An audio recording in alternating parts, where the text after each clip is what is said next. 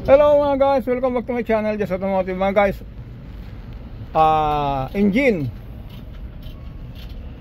Yan mga guys,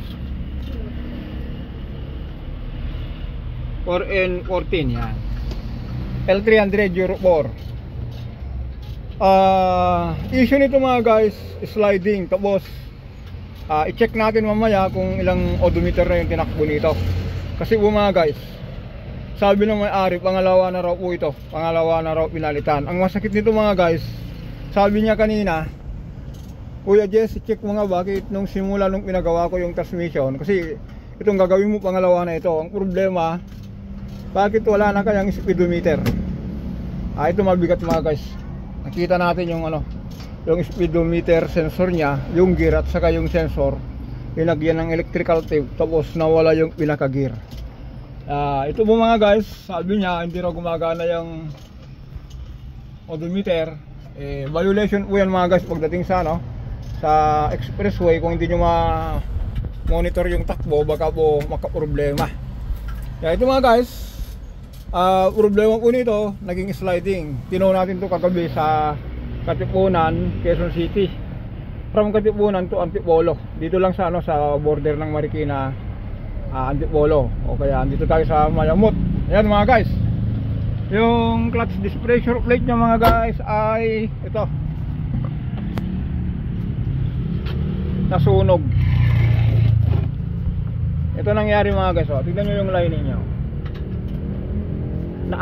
inahit, nawala yung niya, yung balbas, sumingit po dyan. Ito po yung binabanggit po, linagyan ng, ito po yung sensor ng ng speed sensor, linagyan ng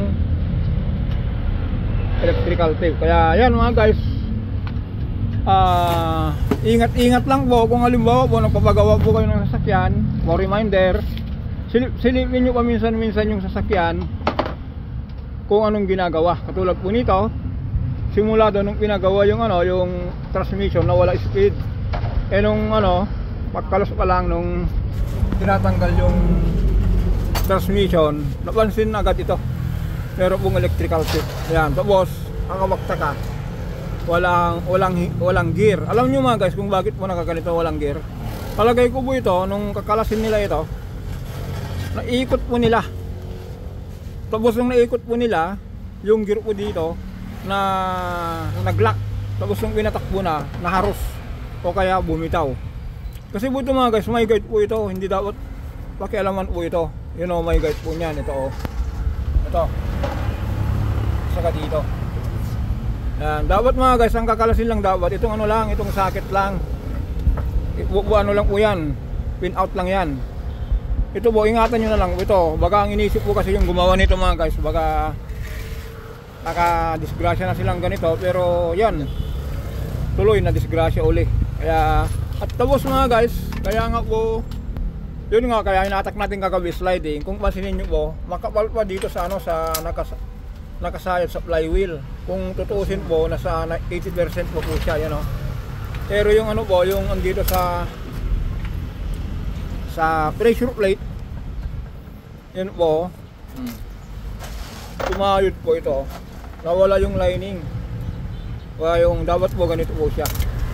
Nangyari po na lining. Yan ang nangyari dito mga guys, na naahit o kaya naudpod. Yan kung bakit kaya nakaganyan mga guys.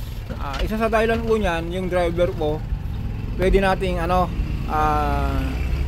hindi niya pa kabisado kung paano umapak ng clutch. Pwedeng kahit matagal kasi, o kaya ang driver nito na guys, pwedeng palit-palit sila. Meron yung driver na marunong umapak ng clutch, meron yung takot na takot sa rangkada, kinokontrol niya yung clutch. Ito po yun. O kaya minsan mga guys, kung nasa traffic, hindi gumagamit ng neutral, nakaapak parati sa sa clutch, kinokontrol niya sa clutch.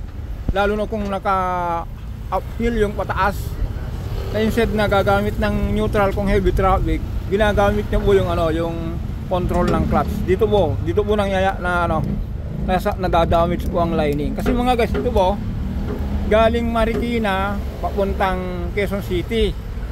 Pero ito mga guys, palagay ko po ito, nararamdaman na po ito. Kaya lang hindi niya gaano pinapansin. Pero kagabi, sabi niya, Kuya Jess, hatakin mo nga yung L300 ko. Kasi kilala natin itong mga guys. Matagal na natin kakilala. Sabi niya, Kuya, hatakin mo yung L300 ko. Eh sabi ko, bago yan ah. Totally, ako ba nga nag-road test nito eh. Dinala ko sa General Luna. Siguro ano na po mga 6 months ago. Yan, nung dinala natin doon, nibalik natin dito. Tapos mga ilang buwan tumawag sa atin. Tapos yun lang, naging problema. Sabi niya pangalawa na raw po ito. Kaya hindi natin alam kung anong problema dito, kung yung driver o nag-overload. Kasi kung overload mga guys, hindi rin ganito. Okay mga guys, be aware lang po. Kung nagpapagawa kayo ng sasakyan, ulitin ko po, hanggat maaari po silipin nyo yung yung ginagawa. Halimbawa ito po, itong speed sensor. Kung naikabit na po, pwede nyong silipin. O tapos kung nakita nyo na may electrical tape, pwede nyong questionin yung yung gumawa, bakit linagyan ng electrical tape. Ganun lang po mga guys. Ingatan nyo lang, ingat na lang po.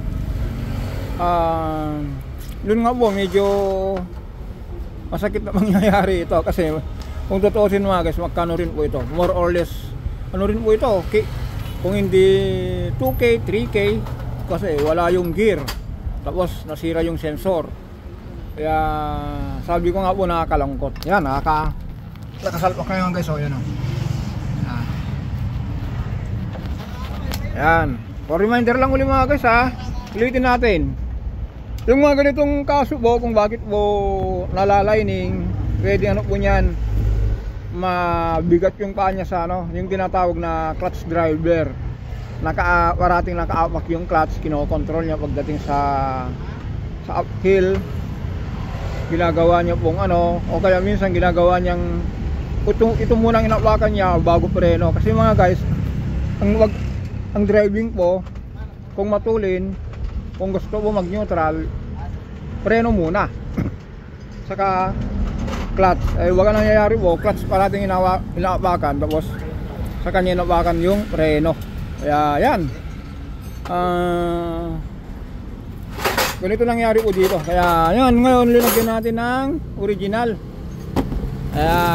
Saka yung mga masugid na taga bigay natin ng pyesa, shout out sa inyo mga guys, kay Sherwin, kay Joy, ang mga taga New Bay, mabibilis, parang kidlat. Kaya yun nga, ito ginawa lang natin na almost 3 hours yung pagbaba, saka yung pagkabit, paglinis.